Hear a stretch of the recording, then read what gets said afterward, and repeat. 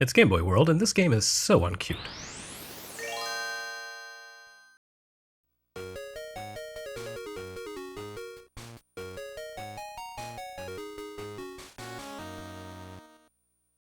Oh goody, it's another puzzle game by Banpresto, based on an anime property, in short, a recipe for sorrow and tears, right?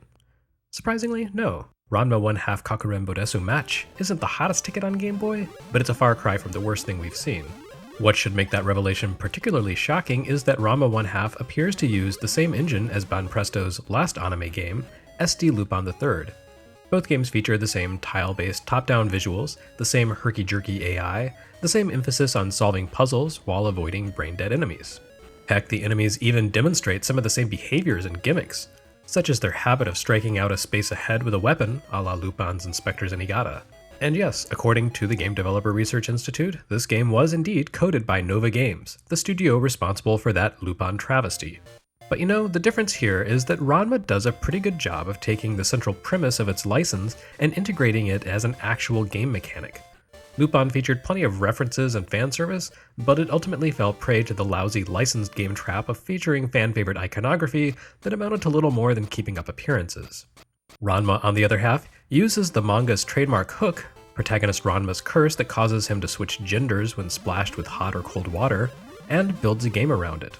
On top of that, despite being yet another action puzzler on Game Boy, it introduces a puzzle concept we've yet to see on the platform. Ranma 1/2 was, of course, Rumiko Takahashi's long-running gag manga throughout the 80s into the 90s, which in turn became an anime, which ended up being one of the first major anime breakout series in America. Ranma predated things like Cartoon Network's Toonami and the free manga library section at Barnes & Noble, but its cult success in the West helped pave the way. The genius of the series came from the way Takahashi took a simple premise and turned it into a convoluted comic soap opera.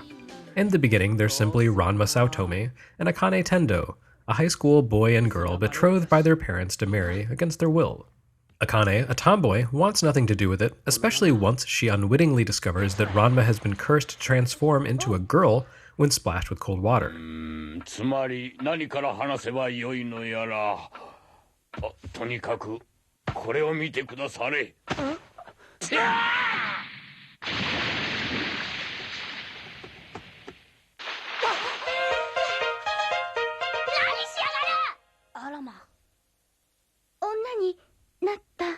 But the two eventually develop a stubborn affection for one another, at which point more and more accidental suitors and fiancés enter their lives.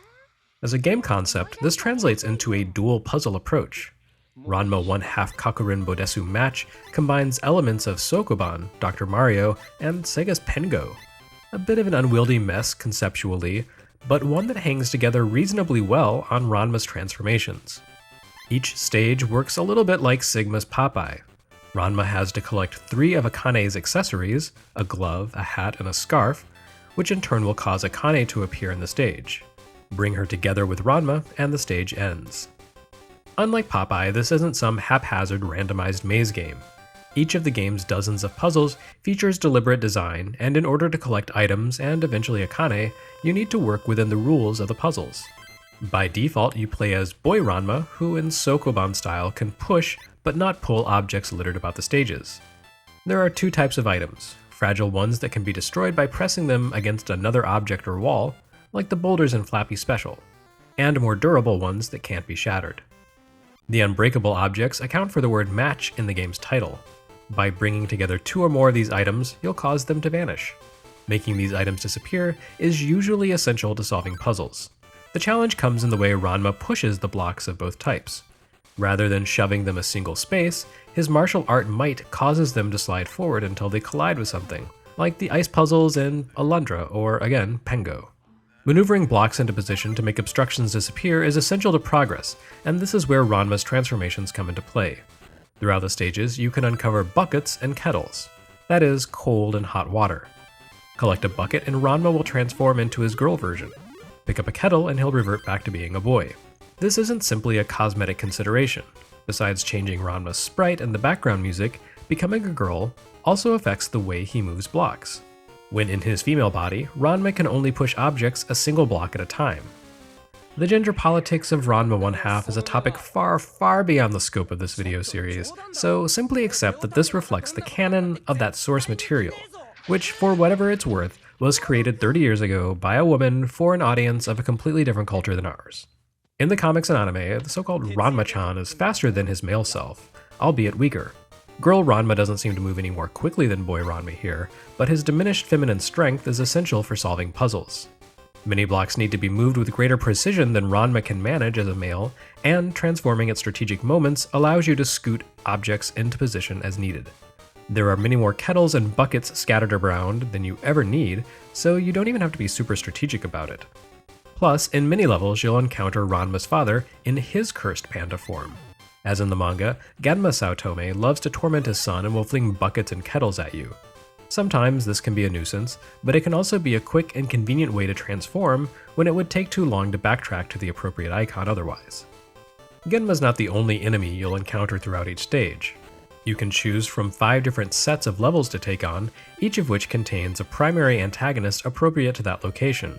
Ryoga Hibiki in the Jusenkyo Ponds, Kodachi Kuno in what appears to be a high school gym, and so forth.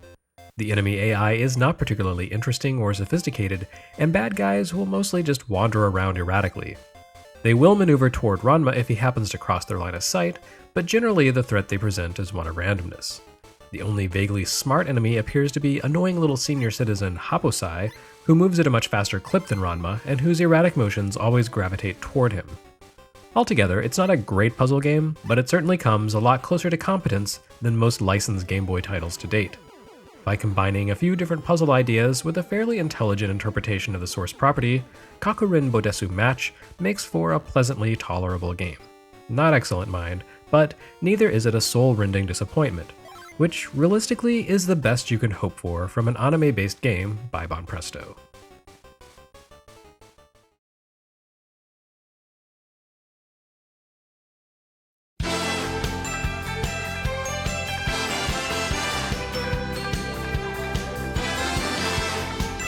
Next time on Game Boy World, yes, another puzzle game.